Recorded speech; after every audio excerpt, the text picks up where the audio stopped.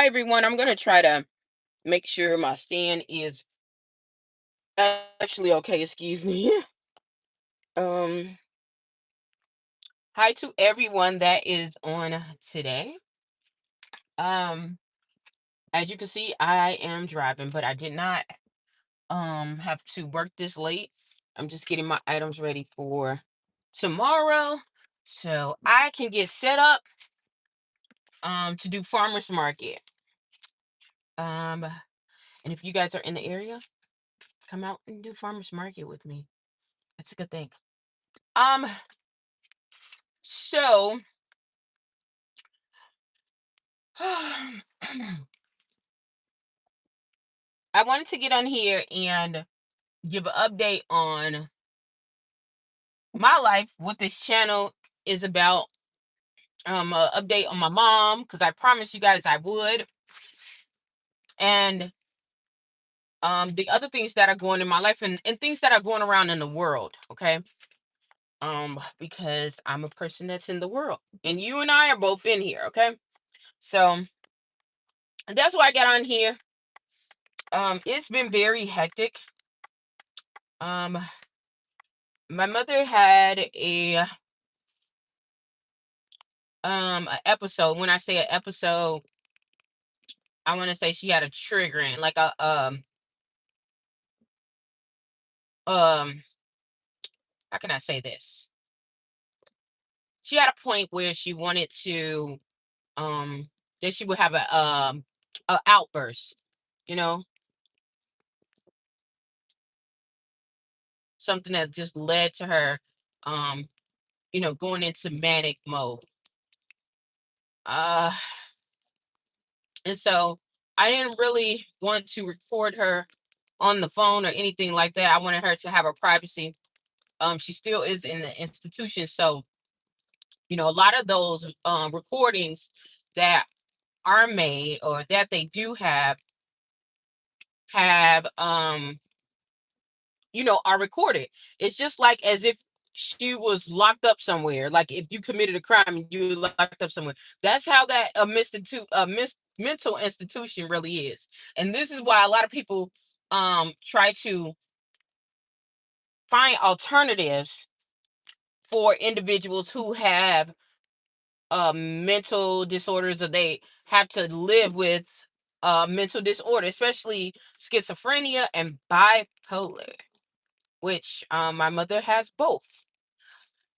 And so, um, I like I said, I didn't really want it. I didn't really videotape her or record or anything like that. I wanted to respect her and give her some time to heal and become balanced before I make any moves to place her back on on social media. Now, as far as showing my mother's face, because she's already been plastered on social media so long, my mother actually went for those of you who don't know, which I know a lot of people do know because she went viral when she had one of her manic episodes on the bus and in her hometown. And so because of that, I am very cautious with what I put my mom through. I don't give a care if I'm getting upset with her, she's getting upset with me. I feel like I have a legal responsibility to make sure that she is mentally all right, okay? And not only with my mom, but people who face those situations. Sometimes because you are the person that is at that sane level, which we deem as sane or balanced level, it's better for you to remove yourself or remove what is hindering the person that is going through mental illness. And so, yeah, but she had an episode, so I really didn't get too deep, to get into talking to her and things like that. However, I did speak to some of my loved ones, and I kind of noticed something. I kind of noticed something, like a lot of people that you are around, and this is what I've learned for myself. A lot of people that you are around are not always happy for you to be happy. They are not excited when you have good news. They are not excited when you are working on yourself. Okay? Some people, I'm not saying all, but some people that are around in this planet, in this world, and I'm sure they're surrounded by you. They are happy they are happier when you are struggling because they want to have something to compare themselves to. Okay? They want to have something to compare themselves to. Uh I noticed this when I was speaking with some of my loved ones, and I won't say if they're relatives or not, but I will say people that I have an intimate relationship for, I care for. I noticed this when I would say something like, "Oh, I'm struggling with this." They would just have more emphasis. They want to talk about it more. "Oh, well, don't feel." They want to pat you on the back and everything else. But when you say something that is worthwhile, something that you have grown and overcome, you know, okay, I was struggling in this, and I'm going to work in it. I'm going to work on it, and now I've conquered it. They get very silent, or they come with passive aggressive remarks to you. And so, for instance, I'll tell you guys exactly an example that I had today. And so I had my program that I'm going to school for. I got accepted to um a higher program, a higher degree. Okay. And it was very tiresome and hard for me because I am at the point of rebuilding my life, narrowing into what I want to be after doing a lot of different things. Um, and not only that, coming through a lot of hardships, leaving a really drastic relationship, rebuilding my life from scratch. Okay. And instead of saying, okay, congratulations, or that's great, even saying that's nice, this person said, well, don't look forward to it always being good. It's going to be bad again. Instead of saying, oh, that's, congratulations, keep working on it, just stay focused or something, or just not saying anything at all, which that's a response too. They wanted to get up and tell me that. So, um, those are the kind of things that you will face. And at first it was hard, it was disheartening. I was really, sad about it. But I noticed that this keeps going on. The more I tap into myself, the more I get serious with my life, and the more I save my energy to help me. Okay.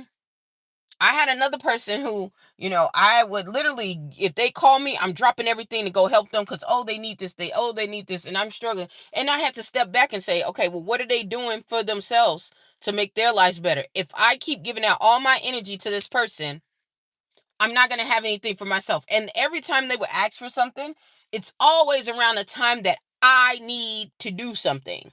Okay. That they know that I'm working on a project. I'm working on bettering myself. I'm trying to be a healthier eater. I'm trying to work on something. It's always that time. If I'm not doing anything and I'm just loving it, they will not be around. But soon as they hear it, okay, they will be around. And so, I was able to recognize that and see that a lot of these people that you are around, they don't want to see you get better because it does something to a person's psyche when they are working on themselves and they haven't reflected on themselves. Sometimes it's not intentional. It's just a common thing. It will energize you and make you to do better in whatever you're trying to do, or you're going to try to tear someone down. Okay? That's how energy works.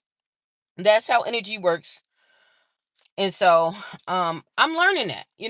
I see that. Energy is everything. Energy is everything out here. And so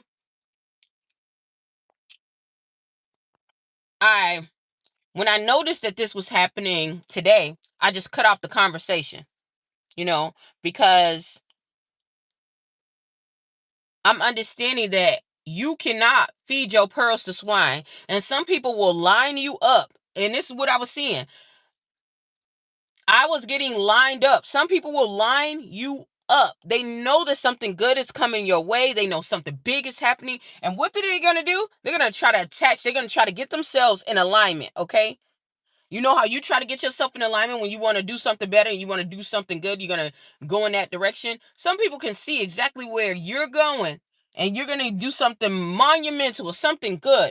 And instead of them working on themselves, they're going to use you as a piggyback to either get where they need to go, or they just getting in a line of fire so that when blessings come around you, they can get a part of it because they know that you have an emotional tie to them.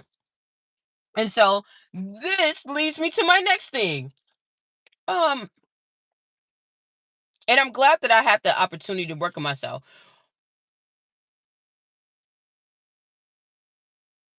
I can no longer rely on my emotions to hide the fact or the evidence that they've shown me. Okay. Anytime that I need something, these people are not around, or they tell you, I got mines. Well, me and mines are doing fine. But when they're doing something or they want to dump on you, they're going to come with all this negativity, and it's time and time again. And so I learned that no matter what, they're going to have that same pattern. And no matter how much you try to put positivity or you try to redirect them to align with you, you can't force anyone to go into higher alignment. You cannot force anyone to go into higher alignment but yourself. Okay, you have to be a willing participant to do it. A lot of these people don't want to be willing participants. They don't want to do the tough things. They don't want to do the hard work. Okay, they don't. And you could be thinking, okay, well, they don't have the opportunities. They came from a different background. Everything is not perfect. That's true. But you came from a difficult background too. What was the difference? You got up and you tried. And I'm not saying everything is for everybody. But if you keep the law of persistence, the law of persistence always prevail. Okay, the law of persistence always prevail. Meaning that if you keep doing something, you keep trying, it's going to happen. Patterns, repetition changes the dynamic. And you don't understand, and I had to do this too. I had to get this too. I didn't understand that I changed my ways to go back to where I was definitely designed to do. I've been doing what I've been doing. It was just moments where I like a time that I was distorted. Like my mind was distorted and just distracted where I couldn't do it. I was being so spiritually attacked. It was crazy. But these people are not. Okay? They want to do what they want to do. And they don't care who has to suffer to have the lifestyle that they want. Okay? They're not willing to do the sacrifices. They're not willing to save. They're not willing to go and say no to their desires of eating all the time. Or they're not ready for that. Okay? But they want to have the good physique. They want to have the $1 million. They want to have the nice car. But they out at the club every single day. Okay? And I'm sorry, y'all. I know people who are just like this, okay? At the club every single day, then look at me like I'm crazy. Because I tell them, oh, I can't afford to have, to buy 12,000 drinks or buy 6 rounds of drinks for 24 people. When half of these people I don't even know, I'm not trying to impress nobody when I could use that money to better my future, better my succession after this. There is a life after partying. Okay? There's a life after that. Okay? But they don't want to do the work. And not only do they not want to do the work, They want to down you for doing it. They feel like you obligated to give them a life. And you have to look at this very clearly when people come over and they want to um piggyback off of you. Okay? You got to ask yourself, what was they doing? What were they doing when you were doing the hard work? What were they doing when you were saving, partying, doing whatever, God knows whatever? What were they doing when they knew hard times was coming? Okay? I had a coworker and she was really cool, and she would always have these sob stories and she would say, talk about her family and how they're distant, they don't talk to each other and all this. And I'm like, okay. And to me it was already a flag because I've already had these issues with certain people that you meet, when they say, oh yeah, I just deal with myself.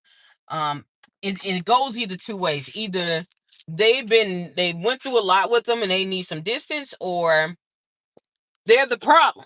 And this person was the problem. And I noticed that because their habits were constant.